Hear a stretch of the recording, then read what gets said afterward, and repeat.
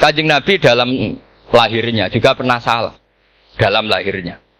Karena Nabi memberi izin orang-orang munafik gak ikut perang. Salahnya cara fikih adalah kewajiban perang zaman itu. Nah zaman itu memang orang-orang kafir juga merangi kita sehingga kita dibolehkan merangi. Jangan hanya cerita Nabi perang berarti perang syariat jarak gitu. Nabi perang karena diperangi. Jelas ayatnya udzina lilladzina yuqatalun, diberi izin bagi yang ngalami yuqatalun diperangi baru diberi izin perang. Jangan langsung bangun tidur perang, itu enggak ada ayatnya. Qatilul ladzina yuqatilunakum, merangi yang merangi kamu. Wa akhrijuhum ya min haitsu akhrajukum, ngusir yang ngusir kamu. Jadi perang itu akibat bukan sebab. Akhirnya Nabi itu secara fikih itu salah. Secara fikih lah karena memberi izin orang munafik. Tapi Allah ketika sama Rasulullah Muhammad SAW karena kekasihnya ngendikane sudah dimulai afawwahu angka. Muhammad tenang wae wis tak sepuro. Cuma aku takok kena apa kok buka izin. Tapi kalimatnya afawwahu dimulai dengan kalimat yang menyenangkan, afawwahu. Jadi ibarat sampean salah sama orang tua. Wes sepeda mbok ora pamit itu ora salah. Cuma aku tetap takok alasan apa gitu loh. Tapi bilang wis gak apa-apa, Jung. Sepeda motor iki mbok gawa mbok dol iku ora apa-apa. Cuma aku takok kena apa. Tapi mukadimahe ora apa-apa sih. Kayak apa Allah sama nabinya. Jadi mengkonfirmasi saja dimulai dengan afawwahu an. Lima adzinta lahum. Wong karwan wong munafik gak ndek ngamal malah mbok ora ira perang. Wis malah ora tau khidmah agama. Jadi makanya terus orang-orang soleh kalau berdoa apa? Waj'al sayyiati man. Ya Allah jadikan kesalahan saya adalah kesalahan yang orang yang kau cinta. Nah, yang paling dicintai Allah tentu umat Rasulullah sallallahu alaihi wasallam. Saya tak beri ijazah. Kali ini tak ijazahkan enggak apa-apa. Karena ini hadis sahih musalsal. Umatnya Nabi kok gak enak bi. Kontrak mbek pangeran sebelum salah itu sudah ada kontrak. Makanya Nabi itu ngendikane bangga sekali. U'titu khamsan lam yu'tahunna nabiyyun qabli atau ahadun min qabli. Saya diberi 5 hal hadiah sama Allah yang umat sebelumku, Nabi sebelumku tidak diberi hadiah itu. Di antara hadiah itu terbesar adalah wa'u'titu khawatimah suratil Baqarah. Saya diberi hadiah akhir dari surat Baqarah. Oh, ada hadiah gimana? Allah itu sudah naikkan kontrak dengan kita. Kita disuruh doa sama Allah. Rabbana la tu'akhidna in nasina waqta. Ya Allah, suatu saat saya salah. Padahal kita pasti salah. Suatu saat Gusti, ya. Suatu saat kita salah. Jangan kasih sanksi loh. Oke. Itu kok udah enak gimana? Sebelum kita salah, naikkan kontrak sama Allah. Rabbana la tu'akhidna in nasina aw akhtana. Ya Allah, jangan jatuhkan sanksi kepada kita jika suatu saat saya lupa atau salah. Qala na'am. Allah jawab, nah. Makanya Nabi senangnya bukan main. Tentang apa? Saya diberi hadiah akhir surat. Tapi sekarang jadi fitnah tadi. Yang Kiai NU baca itu dipakai tahlilan. Kadang-kadang yang baca agak paham. Yang kritik juga agak paham. Jadi ya sudah innalillahi wa inna ilaihi raji'un. Sebetulnya itu diabadikan di tahlil itu karena itu surat yang luar. Tapi sebagian yang baca agak paham. Sehingga ya dingin saja wong enggak paham. Tapi kalau kita yang paham itu luar biasa. Wong belum salah. Sudah ada perjanjian. La tu'akhidna in nasina aw akhtana. Sama Allah dijawab, nah, iya mat. Umat nak salah orang langsung tak siksa. Aman. Maksudnya tindain tobat aja terus salah terus. Kayak apa? Makanya beda. Nabi itu begitu bangganya dengan surat akhir surat apa? Terus tafsir kedua. Umat ini adalah umat yang sifat Allah itu selalu aktif dan dua-duanya aktif. Ini perlu saya sampaikan berkali-kali. Dua-duanya aktif. Jika orang soleh itu nggak boleh mengadili orang dolim. Itu umatnya Rasulullah SAW. Begini logikanya ya. Pernah ada cerita, ada orang soleh sedang sujud, diinjek sama orang fasik, al-asi lah orang fasik. Karena orang soleh ini diinjek, orang soleh, bawaan orang soleh itu ya kadang gampang marah, bawaan orang soleh. Tapi pas marah itu nyatut nama Allah. Fawawahi la yaghfirullahu laka, pakai nama Allah. Ada kan dia bilang, semane kue itu malah gak apa-apa gitu. Karena misoh-misoh sendiri itu kan urusan dia. Tapi pakai namanya Allah. Fa wallahi la yaghfiru Allahu laka. Allah tidak akan ngampuni kamu. Itu Allah langsung memberi wahyu ila nabi hada zaman, ke nabinya zaman ini. Allah ngendikan gini, ini yang cerita Rasulullah. Man dzalladzi yata'alla alayya alla aghfira li fulan faqad ghafartu lahu wa ahbattu amalak. Orang itu tak ampuni, yang sujud amalnya tak hilangkan. Kenapa? Allah tersinggung. Wong saya ini bisa aghfir, bisa ngampuni. Kenapa kamu nyifati saya hanya u'adzib? Jadi kira-kira Allah itu tersinggung. Wong sifatku iku yo yaghfir wa yu'adzib kok mbok ganti yu'adzib tok piye? Jadi sifatku kan hilang sitok gitu. Paham ya? Jadi kalau kamu melihat orang-orang maksiat, pikiran kamu Allah yu'adzibuhum itu enggak fair. Bisa saja Allah yaghfiru lahum.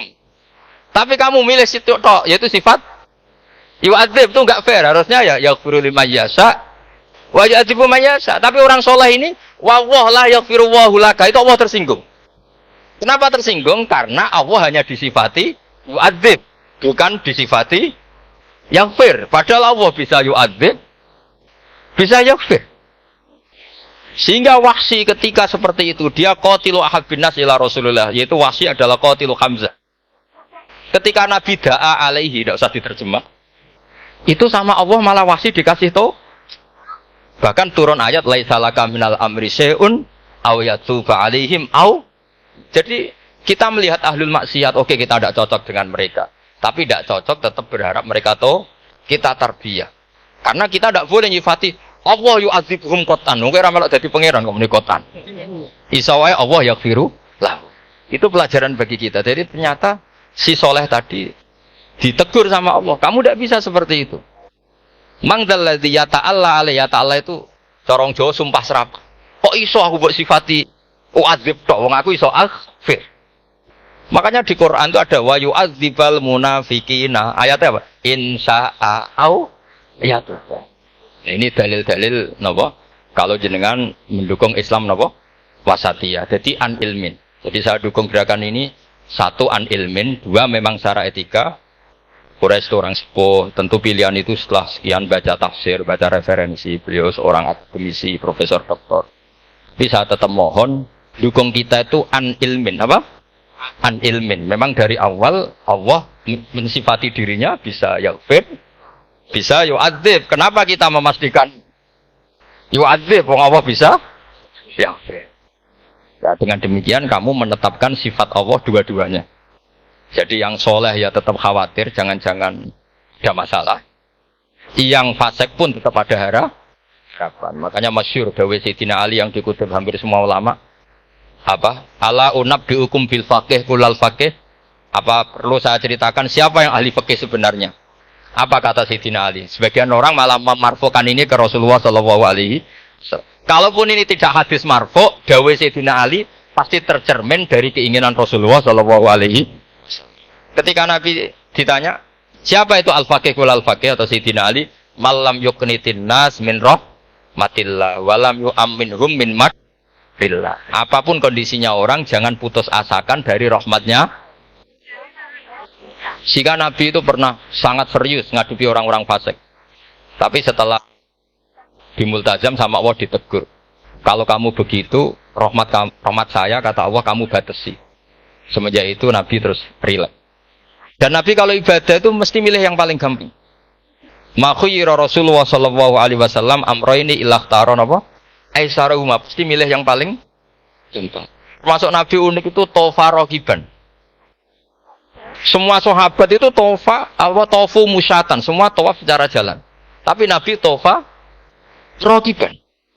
Jika kata ulama-ulama usul fikih, afdal mana? Ya afdal tawaf secara jalan karena al-ajru bi qadri. Tapi untuk Nabi itu afdal tofa rogiban. Kenapa? Karena Nabi adalah muallimul ummah, pengajar umat. Kalau Nabi tidak tofa rogiban, maka orang akan bilang syarat sahnya tawaf harus jalan. Barokahnya Nabi naik unta, orang mengesahkan tawaf secara rogiban. Tapi saya ini keterusan, jangan nom-nom dong nganggu skuter kok teletabis. Ini kalau ya cocok ini. Oh ya nak sing sepo-sepo itu cara kula berlebihan lah. Meskipun sah tapi kalau nganti risih, tuan terbenturan yang disai itu. Boyo itibak Nabi itu paling enggak ya kesamaan sepuhnya atau apa Nabi kan.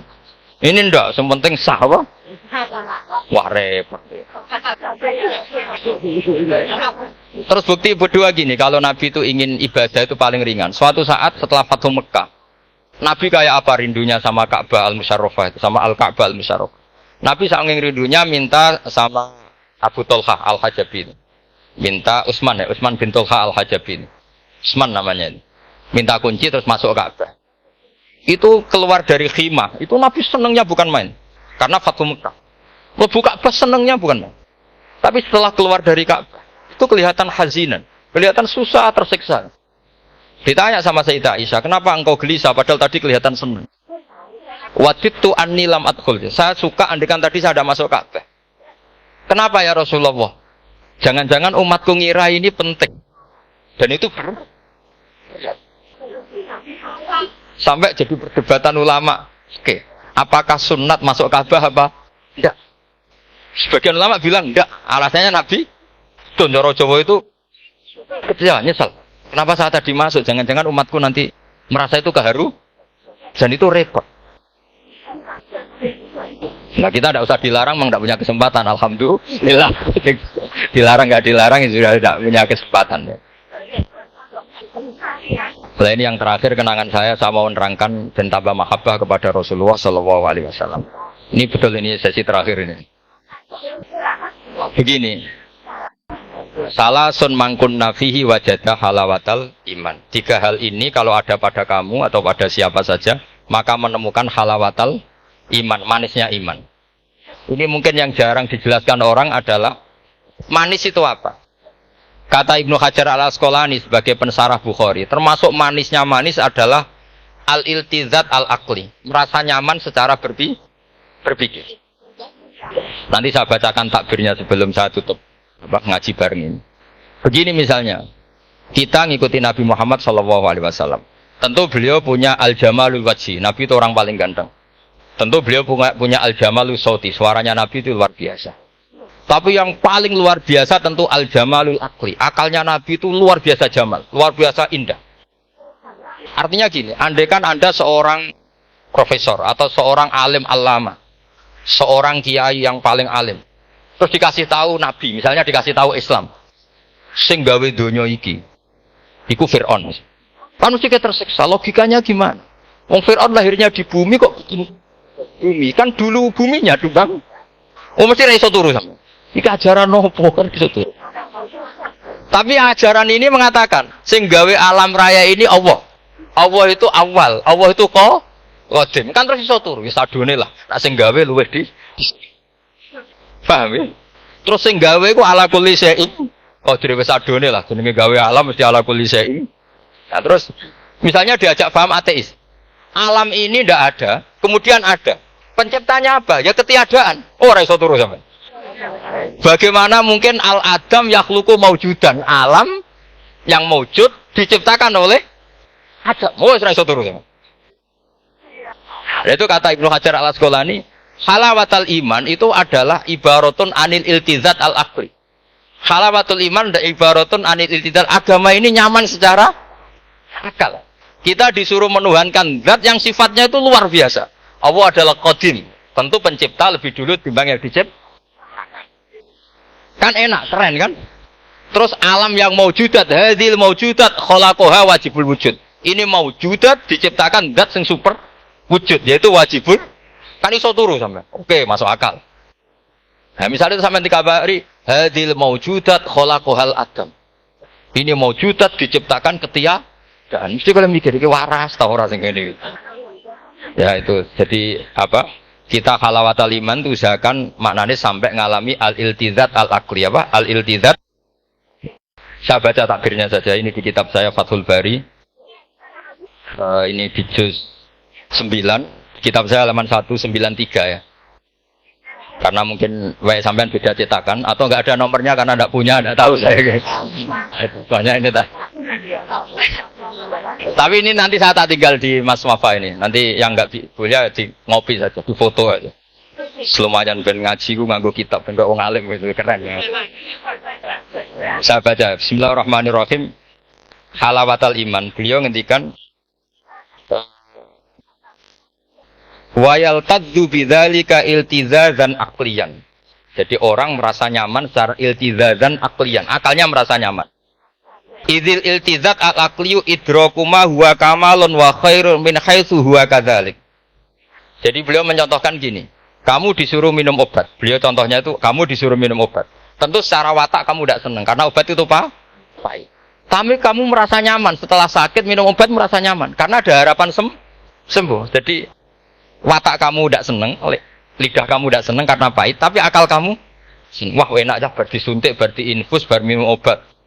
Berarti itu namanya iltizazan aklian, akal kamu merasa apa? Nyaman karena telah melakukan sesuatu yang sesuai akal.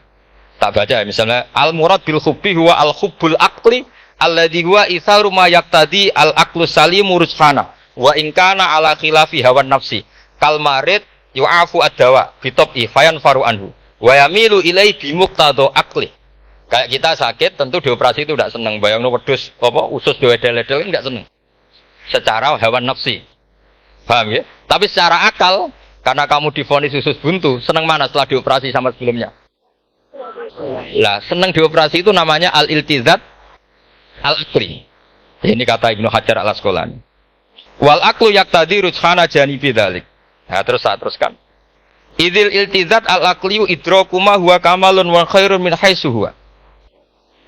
Jadi saya bayangkan makanya saya kalau baca Quran itu sering saya nangis. Misalnya tadi, am khuliqu min ghairi syai'in am humul khaliqun am khalaqus samawati wal ard. Masa alam raya yang wujud ini semua maujudat kemudian dirumuskan bahwa penciptanya adalah al-adam. Kenihilian, nihilisme. Kebayang enggak sampeyan iso turu gak? Ono nabi terus jong kowe kudu iman, alam raya ini sing wujud diciptakno ketia. Wes ora iso turu yakin ra manusia. Tapi kalau nabinya bilang, hadhil awalim atau hadhil alam khalaqaha Allah. Allah itu siapa? Al-Qadim, wajibul wujud, ala kulli syai'in qadir, lahul asmaul husna, lam yalid walam yulad walam yakul lahu kufuwan ahad. Oke, keren kan gitu.